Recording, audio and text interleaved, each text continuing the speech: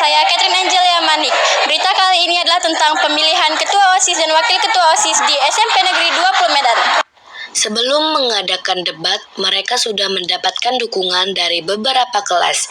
Tapi dari keempat paslon, ada satu paslon yang tereliminasi, yaitu paslon 3, karena tidak banyak mendapatkan dukungan.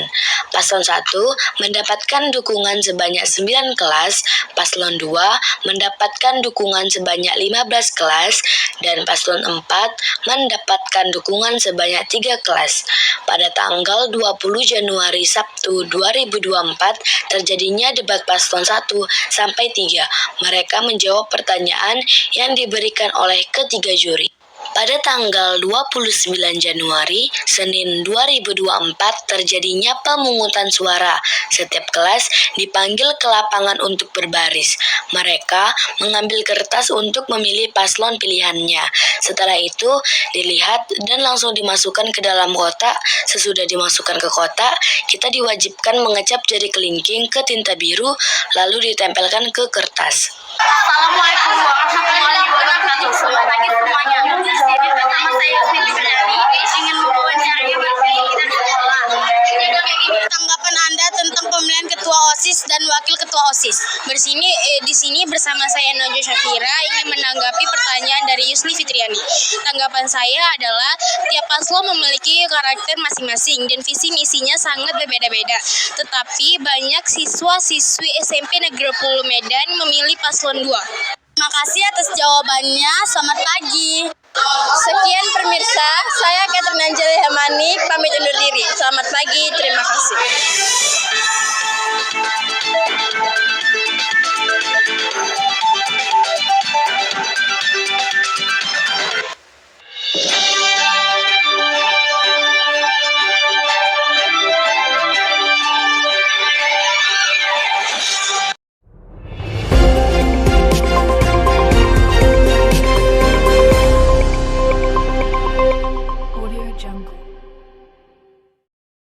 Sore pemirsa, kembali lagi dengan saya Zivana Kauri Putri Tunggal. Berita terkini, Palestina mengungsi.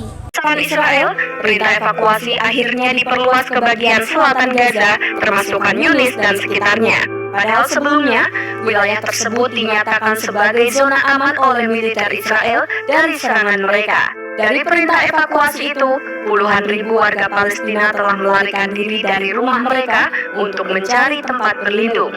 Hal ini dibeberkan oleh Kantor Koordinasi Urusan Kemanusiaan PBB dalam laporan harian terbarunya mengenai situasi kemanusiaan di Gaza.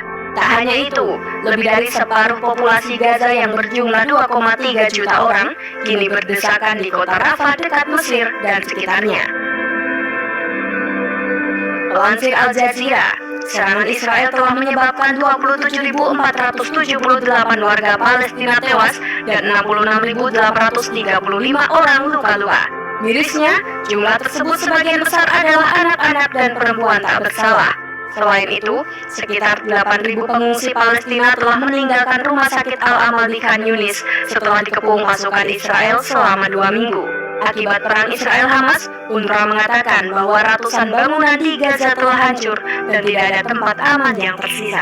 Warahmatullahi wabarakatuh. Perkenalkan, nama saya Naura Zafira. Saya ingin mewawancarai narasumber yang bernama Salwan Natasha Simbolon. Kemana Palestina mengungsi? Lebanon, Suriah, dan Mesir diperkirakan menjadi rumah lebih dari 1 juta orang Palestina. Apa tujuan Israel menyerang Palestina? Memperluas pembatasan Israel.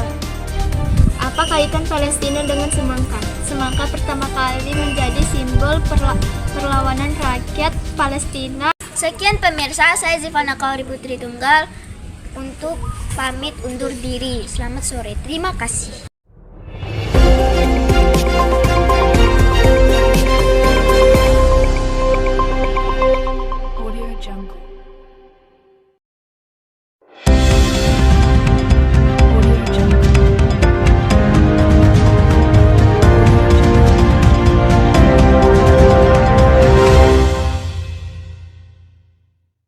Pengamatan Kemanusiaan PBB menyebut bahwa pemerintah pasukan Israel terhadap warga Palestina untuk mengungsi kini telah mencakup 2/3 wilayah Gaza. 2/3 wilayah tersebut setara luas 247 km persegi. Daerah yang terkena dampak evakuasi yakni rumah bagi 1/78 juta warga Palestina atau sekitar 77% populasi Gaza. Sebelum perang meletus pada 7 Oktober 2023, serangan besar-besaran Israel, pemerintah evakuasi akhirnya diperluas bagian selatan Gaza, termasuk Yunis dan sekitarnya. Padahal sebelumnya wilayah tersebut dinyatakan sebagai zona aman oleh militer Israel. Puluhan ribu warga Palestina telah melarikan diri dari rumah mereka untuk mencari tempat berlindung.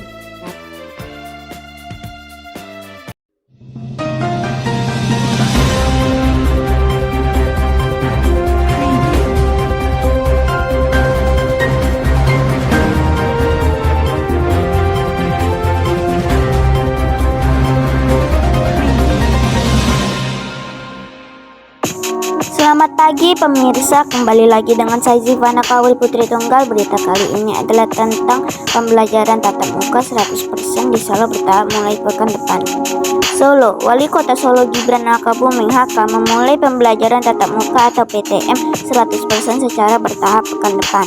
Namun dia menunda pembelajaran tatap muka untuk kelompok anak-anak yang belum divaksin COVID-19.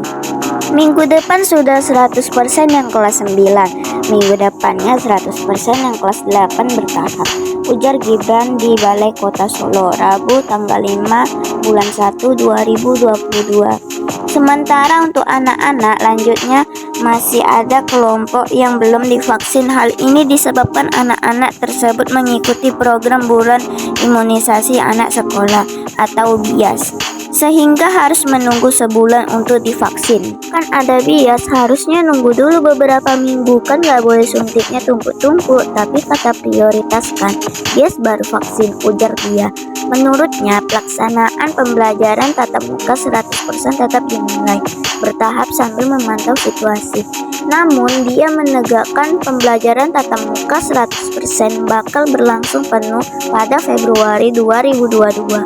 Februari semuanya 100%, itu vaksinasi sudah selesai. Karena harus nunggu vaksinasi selesai. Kasihan yang kecil-kecil, kita pengen lebih aman saja. Kita lihat ada lonjakan kasus enggak? Harus hati-hati, terutama untuk anak 6-11 tahun, kata Gibran. Ditanya soal daerah lain yang sudah siap melaksanakan pembelajaran tatap muka 100% untuk anak-anak, Gibran pun mempertanyakan sebab di Solo ada kelompok anak-anak yang masih mengikuti BIAS. Daerah lain saya nggak tahu, coba tanya daerah lain, seharusnya kan ada BIAS juga, pungkasnya. Sekian pemirsa, saya Zivana Kauri Putri Tunggal, pamit undur diri. Selamat pagi, terima kasih.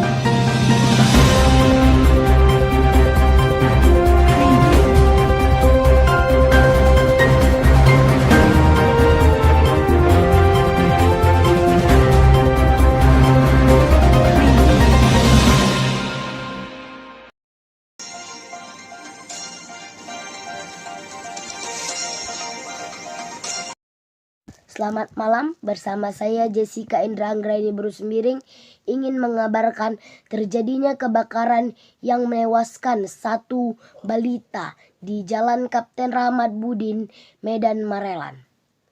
Kebakaran terjadi diduga karena terjadinya korsleting listrik. Pada hari itu, 8 Agustus 2019, anak balita yang berusia 2,5 tahun korban yang terjebak di kobaran api. Sebelumnya, kebakaran melanda 2 rumah segi permanen di komplek KPUM Jalan Kapten Rahmat Budin, Medan Marelan. Warga gaduh saat mengetahui seorang anak balita berusia 2,5 tahun terjebak di dalam kamar karena api meluluh lantakan rumahnya. Dengan peralatan seadanya, warga membantu memadamkan kobaran api. 1 jam kemudian, petugas berhasil memadamkannya. Sementara korban langsung dievakuasi dari kamar. Ibu korban yang baru saja pulang berjualan dari pasar histeris jatuh pingsan saat kebakaran terjadi. Korban bersama kakeknya karena neneknya pergi berjualan bersama ibu korban. Naas, api melahap rumah korban saat korban sedang tertidur lelap dan terkunci di dalam kamar. Sementara sang kakek berhasil menyelamatkan dirinya dan kakak korban.